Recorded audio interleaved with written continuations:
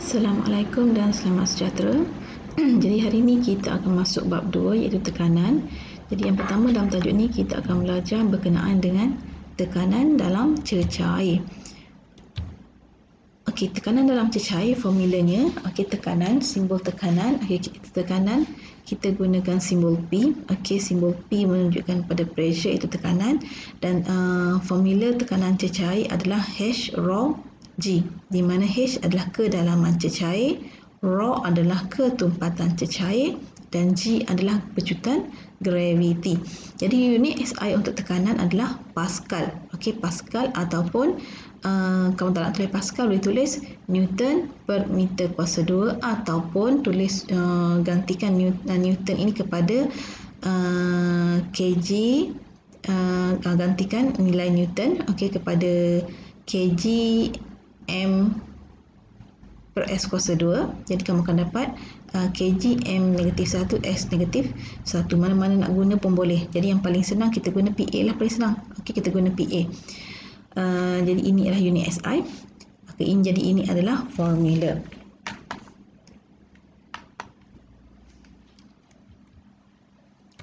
Kita lihat faktor-faktor yang mempengaruhi tekanan cecair. Jadi katakan kita ada satu botol, satu botol yang kita isi penuh dengan air, kemudian kita buat lubang pada titik yang sama. Jadi bila kita buat lubang pada 3 titik ataupun 4 titik pada aras yang sama, pada ketinggian yang sama dari atas, pada aras yang sama, kita akan lihat jarak air ini, jarak air keluar ini adalah sama. Jarak air keluar adalah sama. Jadi ini menunjukkan tekanan pada titik yang sama adalah sama. Jadi tekanan pada aras yang sama, pada ketinggian yang sama adalah sama. Jadi kalau kita katakan kalau kita tebuk lubang di sini, air mungkin kemudian belajar masa menengah rendah, air mungkin jatuh di sini. Dia tekanan semakin berkurang. Kenapa? Sebab kedalaman kurang. Bila kedalaman bertambah, tekanan akan bertambah. Itu kamu belajar semasa menengah rendah. Kedalaman bertambah, tekanan dalam cecair juga bertambah. Jadi tekanan dalam cecair pada satu titik bertindak pada semua arah. Jadi tekanan dia bertindak pada semua arah, bukan pada satu arah saja. Ini juga mudah belajar masa menengah rendah sebenarnya.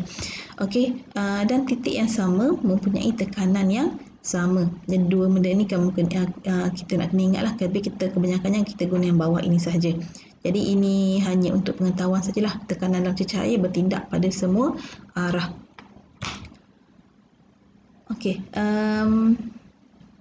Faktor yang kedua adalah jenis cecair. Jenis cecair yang berbeza mempunyai ketumpatan yang berbeza. Oleh itu tekanannya juga akan berbeza, tetapi tekanan pada titik yang sama adalah sama. Jadi jika kita ada titik A dan titik B pada aras yang sama, kita boleh katakan bahawa tekanan pada titik A sama dengan tekanan pada titik B. Jadi nak kira macam mana? Sama macam guna formula tadi lah, rho G H, nanti saya akan ajar.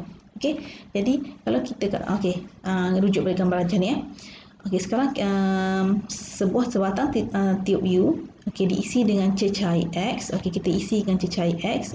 Jadi kalau kita isi dengan cecair yang sama, ketinggian tiup U sebelah kiri dan sebelah kanan adalah sama. Kemudian bila kita tambah cecair Y, pada sebelah sini, bila kita tambah cecair Y, kita dapat lihat bahawa ketinggian air ini sudah tak sama. Tapi tekanan pada aras yang sama tetap sama. Jadi ini menunjukkan ketumpatan cecair yang berbeza adalah berbeza. Jadi ini perlu ada banyak cecair. Perlu ada banyak cecair X, banyak ini. Katakan ketinggiannya adalah XCM. XCM dan cecair Y pula setinggi YCM. Jadi perlu tekanan untuk menjadikan tekanan sama, kuantiti cecair yang berbeza diperlukan. Jadi kuantiti cecair sebanyak ini untuk Y, untuk cecair Y akan menghasilkan tekanan yang sama untuk air banyak ni, cecair Y banyak ini. Okey, jadi bila ketumpatan tak sama, okey, dia akan menghasilkan tekanan tak sama lah. Jadi kalau katakan kalau kita nak ambil katakan di sini adalah 2 cm, kalau kita ambil ketinggian cecair X juga 2 cm, okey, titik akan jadi di sini. Jadi jika kuantiti bahan yang sama, okey, bagi cecair yang berbeza, tekanan adalah berbeza. Jadi nak dapatkan tekanan yang sama, kuantiti hanya adalah berbeza. Okey, kenapa? Ketumpatannya adalah berbeza. Jadi kalau kita ambil panjang yang sama, tekanan tak sama. Tapi untuk dapatkan tekanan yang sama, kuantiti cecair adalah berbeza. Okey. Jadi tube U ini kita gunakan untuk membandingkan ketumpatan dua jenis cecair. Jadi kalau bila kita dapat macam ni, kita boleh cari berapa ketumpatan cecair Y. Okey, ini kita boleh cari ketumpatan cecair Y berapa. Okey. Kita radas ni kebanyakannya guna untuk cari ketumpatan cecair yang kita tak tahulah. Jadi satu ketumpatan, katakan kita dah tahu ketumpatan cecair X, jadi kita masukkan, dan kita masukkan satu lagi cecair yang kita tak tahu berapa ketumpatannya. Jadi kita boleh cari ketumpatan cecair yang kita tak tahu itu. Okey. Okey, banyak lagi nanti. Okey, contohnya, okey, sambungan tadi. Katakan kita dah masukkan cecair Y ke dalam tube U. Jadi pada titik yang sama, okey, pada titik yang sama, pada aras yang sama, pada titik A dan titik B, dia berada pada aras yang sama. Jadi tekanan A dan tekanan B adalah sama. Jadi tekanan dia buat di sini, tekanan di titik A dan tekanan di titik B adalah sama. Jadi dia tulis tekanan pada A adalah P1, tekanan pada B adalah P2. Okey, dan tulis P1 sama dengan P2. Jadi kita gunakan formula P sama dengan rho GH. Jadi gantikan rho GH. Okey, rho GH sebelah sini. Jadi G dengan G nilai yang sama sebab dia adalah pemalar, kita boleh potong. Jadi yang tinggal adalah H1 rho 1 sama dengan H2 rho 2. Di mana H ini, okey, nilai H pula kita boleh ukur dengan pembaris. Okay, kita boleh ukur dengan pembaris sahaja. Jadi cecair untuk X kita dah tahu. Jadi bukan cecair. Ketumpatan cecair X kita tahu berapa. Jadi di sini kita boleh cari nilai ketumpatan cecair yang kedua. Jadi kita dah guna formula rho 2 sama dengan rho 1 H1 bahagi dengan H2. Okey, ini tube U ini kita gunakan untuk mencari ketumpatan cecair yang kita tak tahu. Okay, dengan menggunakan satu jenis cecair yang kita dah tahu. Okey, tadi kita dah belajar berkenaan dengan tekanan dalam cecair. Okey, bila objek dalam air, ini akan mengalami dua jenis tekanan. Okey, iaitu tekanan dalam cecair dan juga tekanan di atmosfera. Kenapa? Sebab pada permukaan, katakan dalam air, okey, dalam air pada titik di sini, pada titik A.